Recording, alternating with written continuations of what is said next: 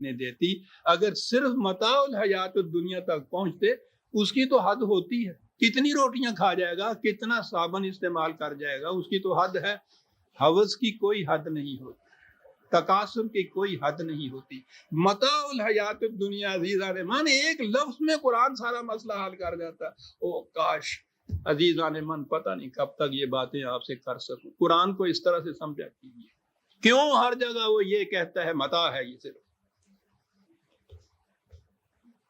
کیوں کہتا ہے کہ اس کی ویلیو ساری یوٹیلیٹی کی، استعمال کی چیزیں ہیں، یہ جمع کرنے کی نہیں۔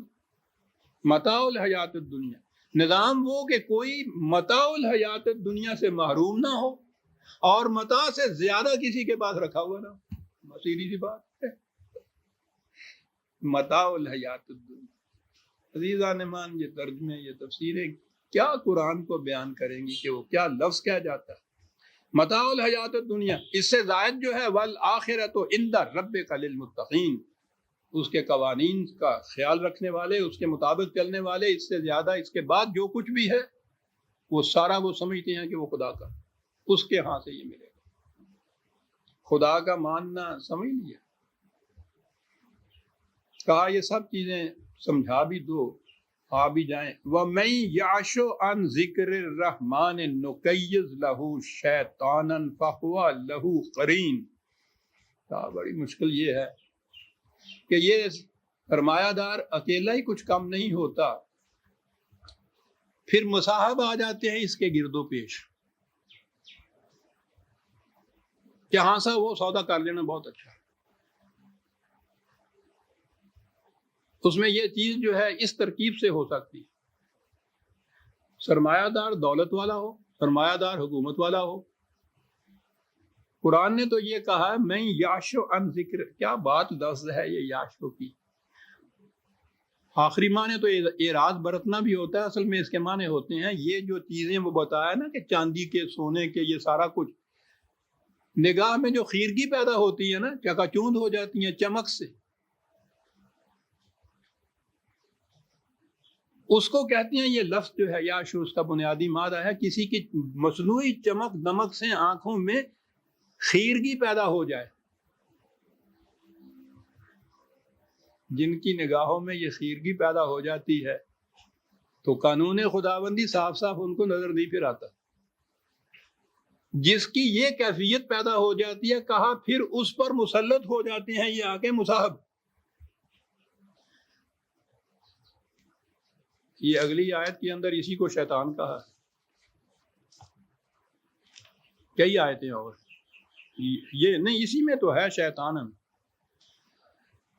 بیچ میں سے نقطہ آ گیا، یہ جو ہے نا کہ شیطان گمراہ کر دیتا ہے انسان کو آگے۔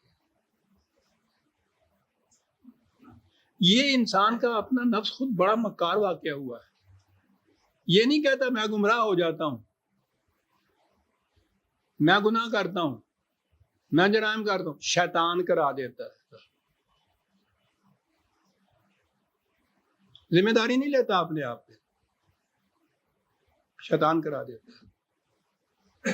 تو آپ کو یاد ہے نا کہ جب شیطان سے پوچھا تھا خدا نے تم سے کیوں تم نے یہ کیوں کیا، تو اس نے کہا میں نے کیوں کیا، تو میں نے کہاں کیا، تم نے کرا دیا، تو قادر مطلق ہے، تیرے حکم کے بغیر ذرہ نہیں ہل سکتا، میں کون بندہ بشر کر سکتا ہوں۔ اس نے اس پہ ڈال دیا، ہم شیطان پہ ڈال دیتے ہیں، ذمہ دار یہاں کوئی بھی نہیں ہوتا۔ قرآن کہتا ہے، غور سنیے عزیزان من، یوں قرآن کو سمجھیے گا، میں یاشو عن ذکر الرحمن نقیض لہ شیطان، شیطان اس پہ مسلط ہوتا ہے جو پہلے خود خدا کے قانون سے آنکھوں کو چنیا لیتا ہے، ورنہ ہو ہی نہیں سکتا۔ پہلے یہ چیز کہی، میں یاشو الرحمن،